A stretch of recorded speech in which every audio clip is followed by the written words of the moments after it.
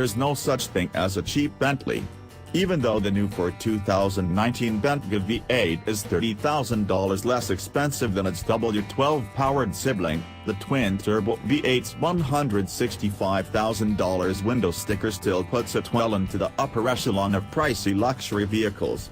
Bentley is loath to compare the two versions of the Bentayga, what parent wants to pit siblings against one another.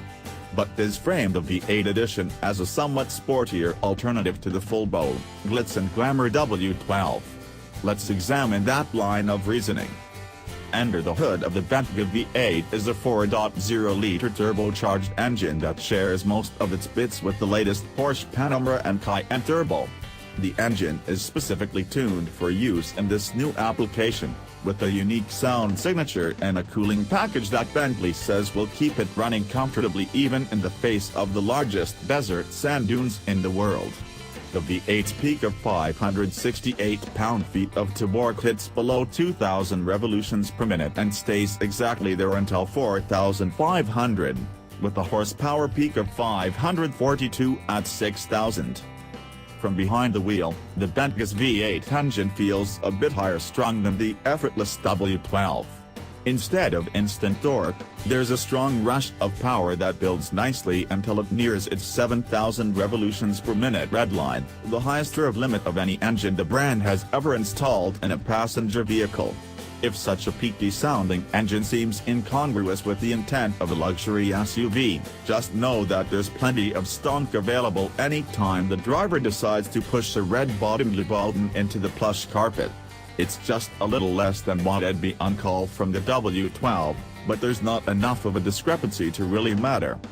The V8 is a bit less sprightly to 6G than the W12, 4.4 seconds versus 4.1, and, with its 180 mph top speed, it's a meaningless 7 mph slower at the top end, too. So, that doesn't really support the idea of sportiness. Neither too does the V8 handle any differently than the W12. There's only about 100 pounds separating the two vehicles, with the new V8 edition weighing in at 5,264 pounds. And since only half of that weight savings is centered over the front axle, there isn't any real change to the Bentayga's driving dynamics or steering feel. That's not to say the Bentley Bentayga V8 doesn't drive well, it just doesn't drive differently than its more powerful, more expensive sibling. On one hand, that's a good thing, the W12's driving dynamics are excellent, but on the other, we'd love to tell you that the V8 version felt lighter on its feet. In any case, all the inherent capability of Bentley's high-tech electronic chassis control systems mean the V8 is just as good as the W12 when driving on the road, or off it, or on snow and ice, as you can see in the video below. Stick around after the ice driving demonstration for closer looks at the interior and exterior features of the latest Bentley SUV. Bentley's 48-volt electronic anti-roll system is optional on the V8, it's standard on the W12, and it's a recommended addition. Electric motors react instantly to quell the leanings of the massive Bentley with nearly 740 pounds-to-foot of instant torque. That much power is necessary, considering the forces at play when 2.6 tons of SUV pitch and sway on 21 or 22-inch wheels and tires. Even with the high-tech anti-roll bits, there's plenty of squat and dive under hard acceleration and braking, though cornering loads are well managed, even quick side-to-side transitions. Optional on both V8 and W12 Bentayga models for 2019 are the largest carbon ceramic brakes in the world, clamped by 10 piston calipers at the front. Buyers who want to stick with iron brake discs can choose optional red calipers. Oddly enough, the carbon discs stick with innocuous dark-painted calipers.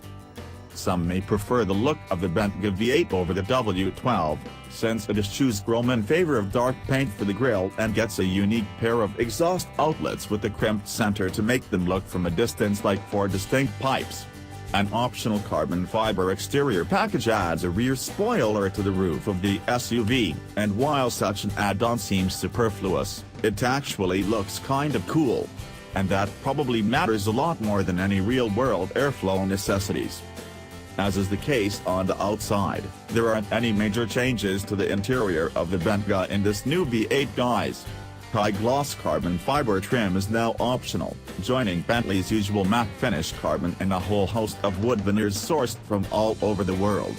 As you'd expect from a Bentley, nearly every surface is solid and swathed in smooth or quilted leather or plush-feeling fabric. There are a couple of plastic bits that seem out of place, notably the tube-shaped tear duct protrusions atop the center of the dash, but since they aren't touch points, it probably doesn't much matter.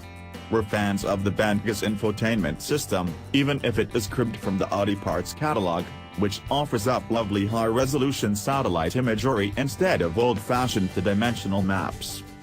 The two front occupants have plenty of room, and the ergonomics are darn nigh perfect.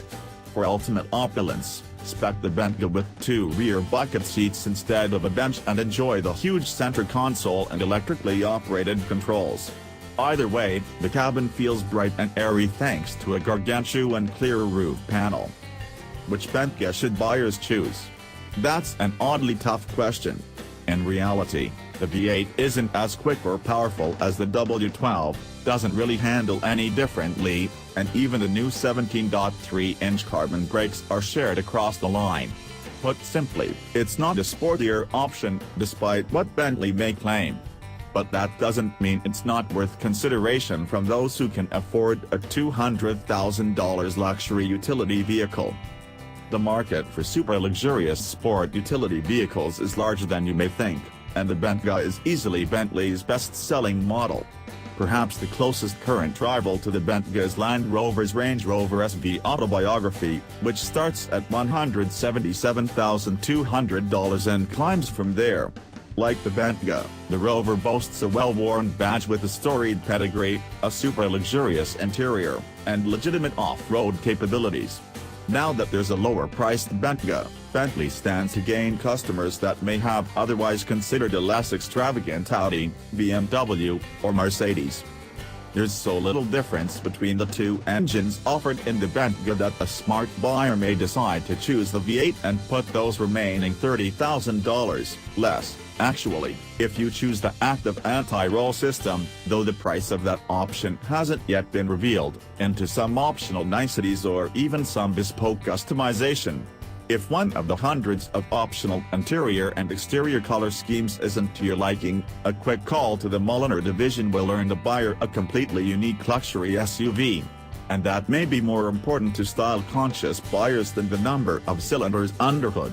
Or, considering that $30,000 is right near the average cost of a new vehicle in the United States, a customer could invest that saved money into a Miata, a classic roadster, or even a superbike. We're not really sure that the choice of engines makes any meaningful difference whatsoever. There's no practical reason to choose the W12 over the V8, but then again there's no practical reason to buy a Bentley Bentayga in any form. You either want one or you don't, you can either afford one or you can't. Pick a powertrain, either powertrain, and you probably won't be disappointed. In fact, you'll get exactly what you paid for, a Bentley badge and a first-class ticket to the front row at the valet lot.